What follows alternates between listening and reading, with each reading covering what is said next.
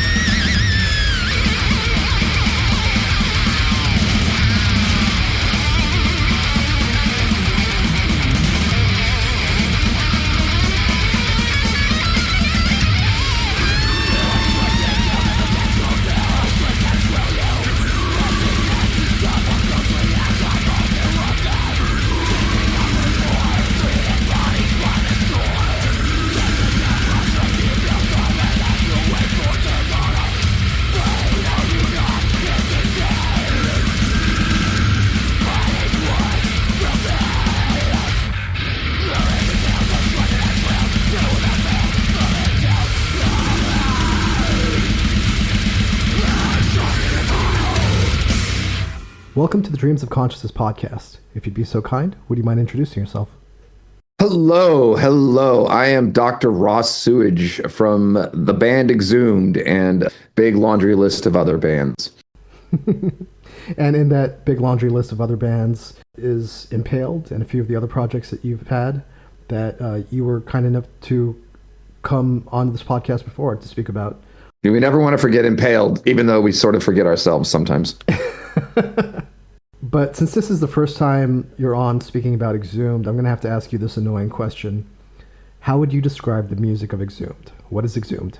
It's gore metal. I don't think you can get a more succinct description than that, even though it doesn't really tell you much about the music. I think if you say, oh, it's gore metal, I think everybody knows what it's going to be. It's going to be messy. It's going to be loud. It's going to have fast parts. It's going to have mosh parts. It's going to be, have a tinge of grossness in every note. We spoke about this a little bit the last time you were on last year, but gore metal and Exhumed, this style that was largely founded by Carcass in the late 80s. Yeah, and then we decided to co-opt by naming our album Gore Metal. It's ours now, Carcass. Take that. Well, the thing about those Carcass albums is, from album to album, they never really stuck with one style. Do you know what I mean? Well, that's because Bill Steer is an accomplished musician, and then there's Exhumed. But you know what I mean, right? Absolutely, yeah. I think in terms of like what we think of in that style of gore grind or gore metal, it is really like the bands like Exhumed and Impaled and General Surgery and all the others who kind of fleshed out that style and made it what it is today. Do you think that's true? I mean, I certainly think obviously it's like, they're the grind fathers of the genre, as it were, but they stepped away from it. I mean, they still do, heavy metals. They kind of went back to some like, earlier material once they reformed. But I'd say like, yeah, if people want to think about gore metal, they're always going to think of Carcass, but it's really like one and a half Carcass records that they're thinking of. Right. And basically what they're thinking is of everything else people have done since then, including like, earlier cattle decapitation, hemorrhage, and, General Surgery is a perfect example, Pathology from Czech Republic. These are the bands that kind of like define and Exhumed and Impaled and all that kind of stuff. Those are the bands that kind of like define what the fences were. The Carcass jumped well past those fences and did great stuff on their own that, like with Heartwork and things like that. And Surgical Steel, like, yeah, they dipped their toes back in, but they're kind of their own beast, and they're above the rest of us. Like, let's just be honest. But yeah, I think if you're looking at who actually, put the boundaries in and be like, this is what was going to be gore metal. It's this whole panoply of bands that were inspired by Carcass, and that's who kind of defined the whole genre. So we never really spoke about your history with Exhumed too much before, but you're in the band now. You're in the band near the beginning. Were you there at the very beginning? Did you know Matt when he was a teenager, when he was doing all this stuff back in the 90s?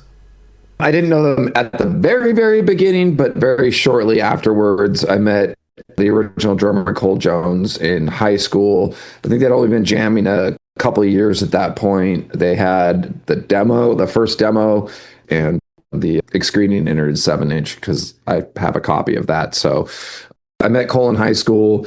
I was just starting to kind of get into like harder music in general, and I was growing my hair out, and he's like, oh, look, another long hair at high school. There's not many of us, so let's talk. And so we started chatting and, about comic books and things like that. And I was like, yeah, I like, like some Metallica, Megadeth. He goes, oh, try out Godflesh, try out Carcass, try out Napalm Death. So, he really opened my eyes up to the music, and met Matt because we were doing like tabletop role playing, like Marvel superheroes. So we were like really, really a bunch of dorks just hanging out in San Jose. And then they'd be like, okay, cool hanging out with you, Ross. We got to like go in the garage and practice some music with these other guys, Daryl and Jake and Ben. So I knew them and I was hanging out. I've filmed some of their earlier shows when they were still a 5-piece lineup. But yeah, so I was definitely hanging out. I was one of the barnacles.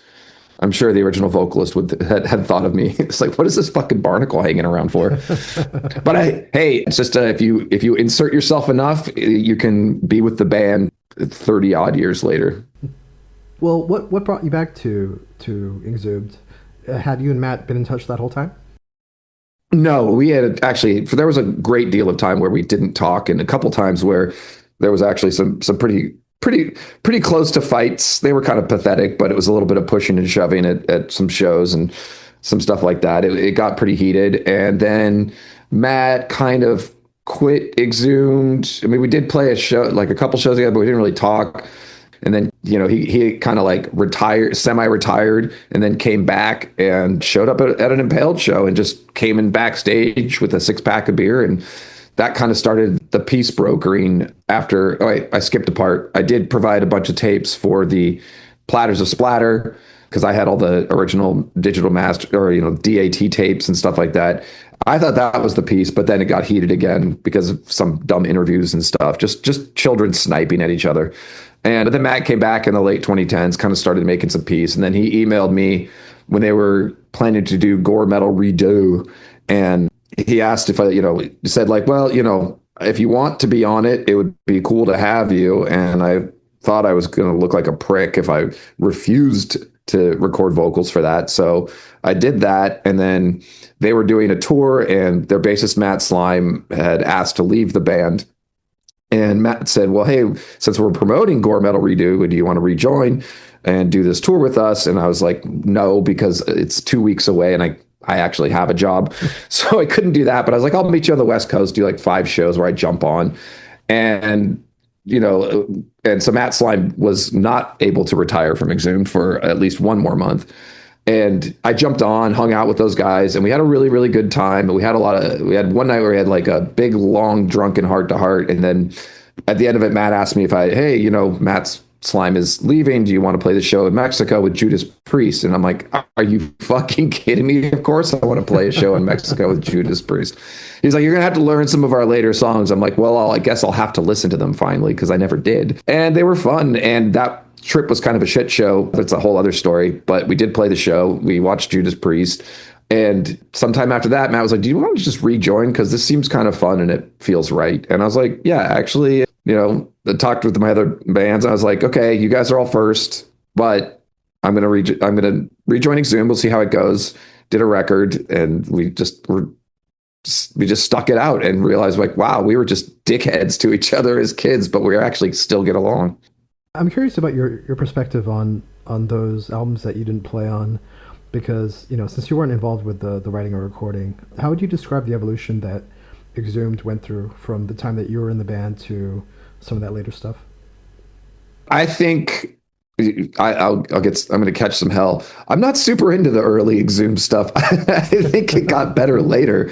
I think when Matt like semi-retired and went home and like really started, fostering his musical intellect much further and giving himself more time to think about things. I think the material when they come back with Leon Del Muerte and, Wes and stuff, and I think those albums fucking rip. I love playing the material off like, Necrocracy or All Guts No Glory.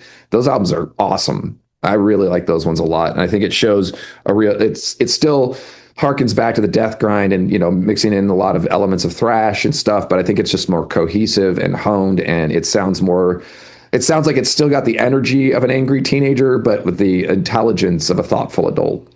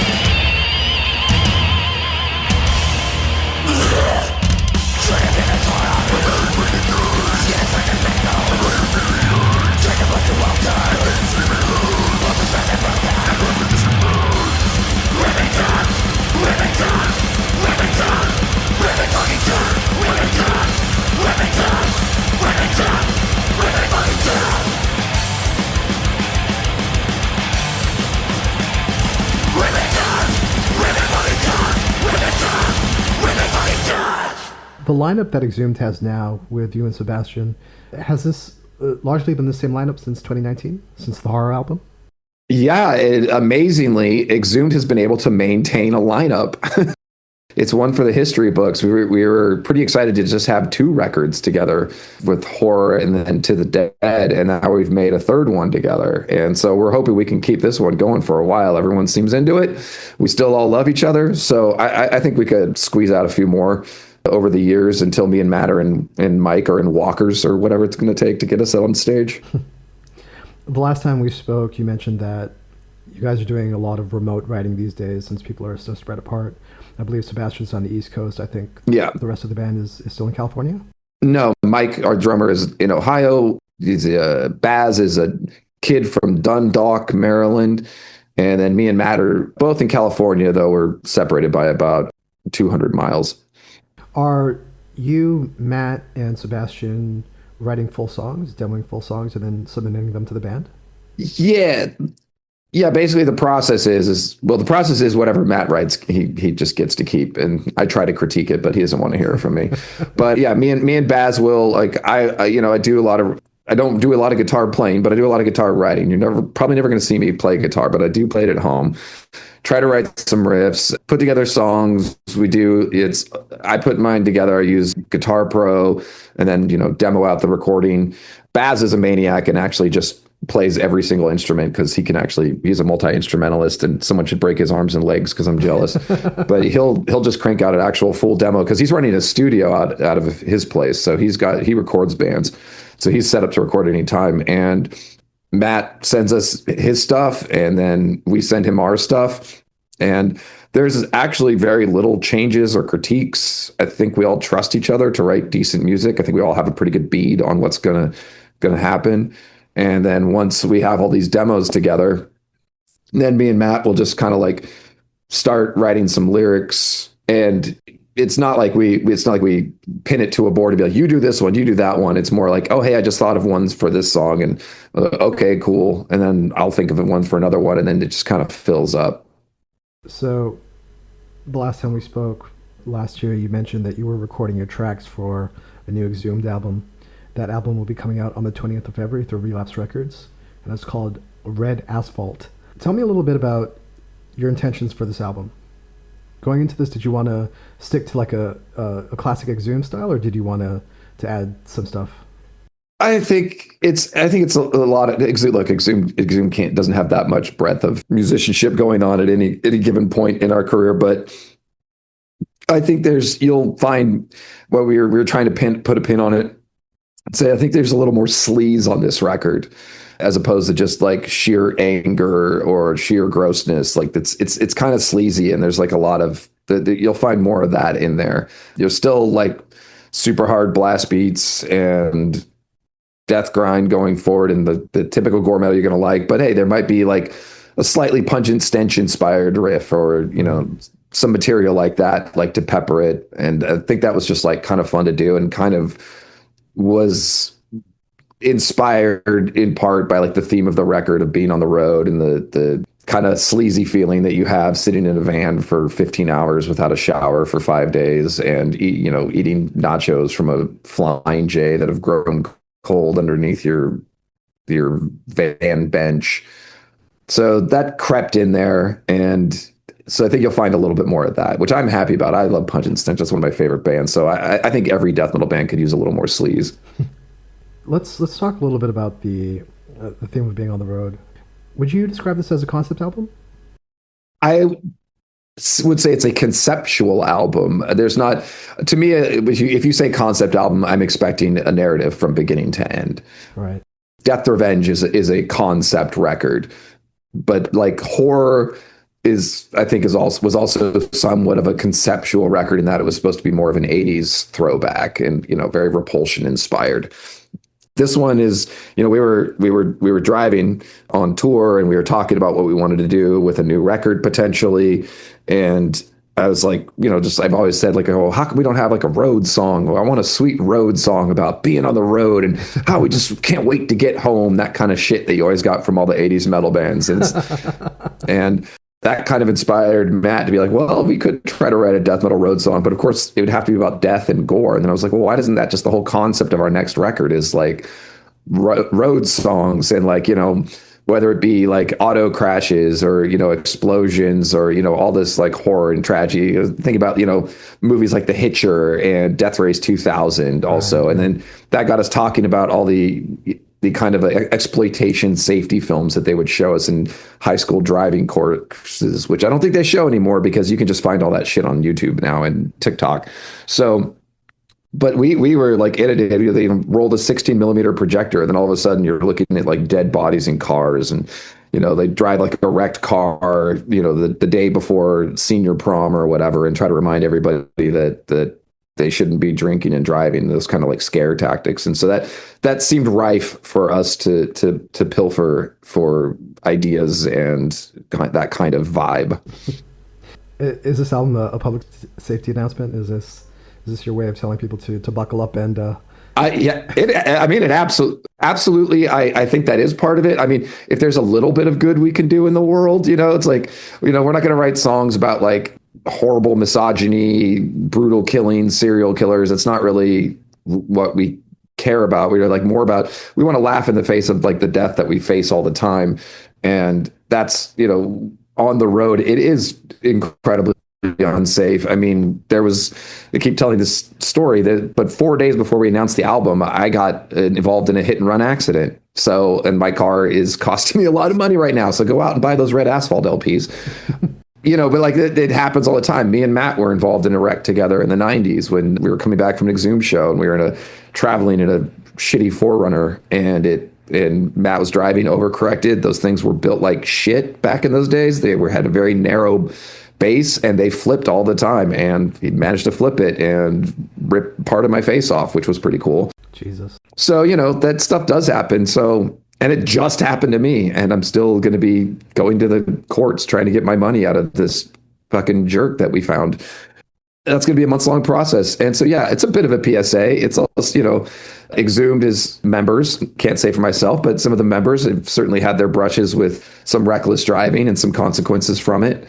So, it is our love letter to the road, but it is also like, hey, we're not going to write some political record right now because everybody is messed up. But I'm like, hey, if we could just stop some people from drunk driving, I'd feel pretty good.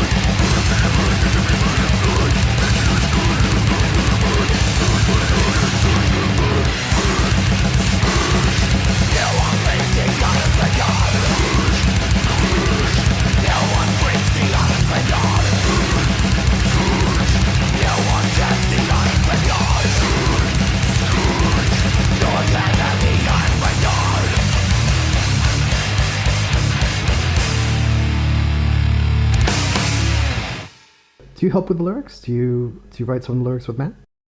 Oh yeah, no, we write the lyric. We both write lyrics. I don't know about the percentage. I mean, it's somewhere near 50-50. It might vary on any given record.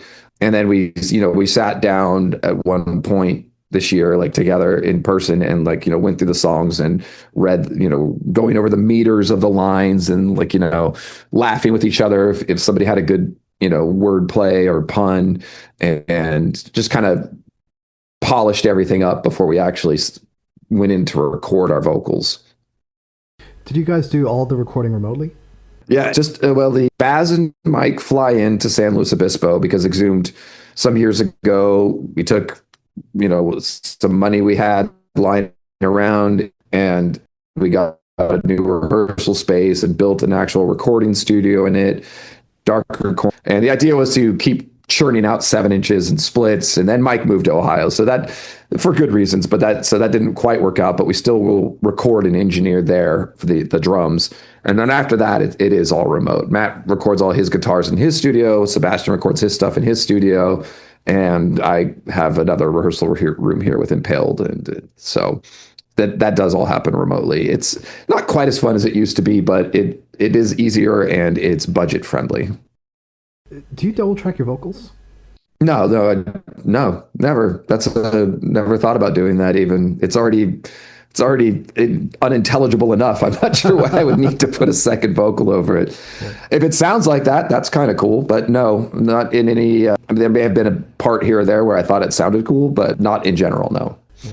I'm just curious. I've been asking a lot of vocalists that lately, just because it occurred to me that a lot of bands are doing it. I'm just not sure how many bands are doing it.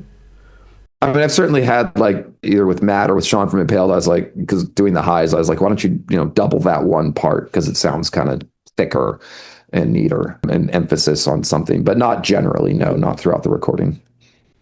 Do you want to say anything about Scott Evans, who mixed the album? Scott Evans, I was just thinking when you're talking about mixing and recording, Scott Evans is my hero, my savior. Started working with him randomly. Our bands Ludacra and Kowloon Walled City played together years ago. And that's how we met. And then I was, tweeting about my blog and some Fix-It thing. And Scott Evans tweeted back. He was like, someday I want to record a band Ross Sewage is in because I want to be on his blog. And I was like, well, hey, this band I'm in needs a recording. So we went in and tried him out for a single song, and we were like, wow, we really like this. And he became the go-to guy for that band. And then it was Exhumed this last time. They heard that band put out an EP called Noxious Concoctions, and Baz heard it, and I was playing for him. Hey, want to hear this new stuff? And Baz said, that guy on that recording. And I mean, it's been wonderful. Scott is sick. He makes the recordings sound like polished and big enough to sound like a professional recording studio, but they still have the vibrancy to the tones and everything that make it sound like it could be a live recording. And I adore him. I cannot speak highly enough of him. Don't get too excited and take him away from us, please. Like nobody go and give him tons of money so he won't record Exhumed anymore, or mix Exhumed rather. Was the live aspect something that you wanted Scott to bring to this album? Did you want to really capture your live sound? I think he kind of, that's part of the reason we wanted to use him in the first place is some of the, it goes back and forth between the records, but a lot of people, I'm not a big fan of the production on Slaughter Cult, but it does have a vibrancy that people have expressed to me where it really sounds like that's a band in a room just cranking their amps, like well past any kind of decibel level that should be safe for human ears. And I think that is kind of part and parcel with a proper Exhumed experience. It should sound very in your face and almost live. And so I think Scott was really able to bring that to this, that maybe our previous recordings have been good, but I think it was missing a little bit of that vibrancy. And I'm very happy with the work that everyone has done for us. But like, I'm really excited about the production on this record. And I just want to mention that Leon, who's been in both Impaled and Exhumed, handled the mastering. Yes, yeah, we do try to keep it in the family when we can. And Leon is an old friend and will probably still be on the stages with us like until the end when one of us has a a wedding to go to or something. Leon is always happy to come and join the group and be a good friend and work with us. And we do love the man. So by the time the album is released, you guys will be on tour with Oxygen Destroyer and No Moss, and you'll have a tour immediately after that one with Gruesome. Do you want to say anything about those tours? Well, the Gruesome tour is, yeah, I mean, we're really excited about, I love Oxygen Destroyer, and I've toured with No Moss before, had a great time with those guys. And so I'm really excited to hit the road with them again. We're going to have a great time. We're going to, we're doing a portion. We're going out for a month, but I would say this is just part one. So anybody who is upset that we're not coming to whatever city you live in, just hold on and just wait. We want to go and party with all of our friends all around the country.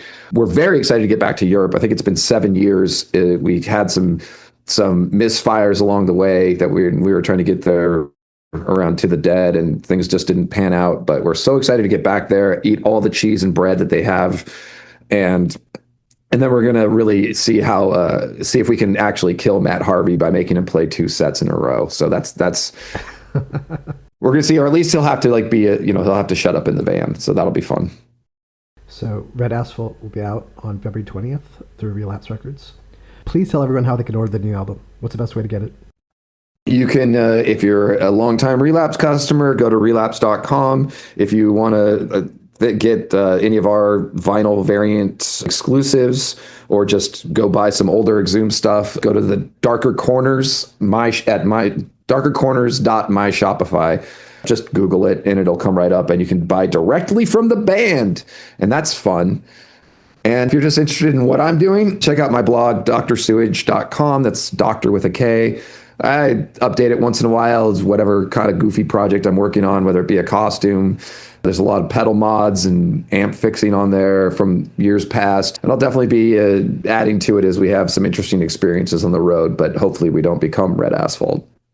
Good luck with the tour, and tell Jordan from Oxygen Destroyer I said hello.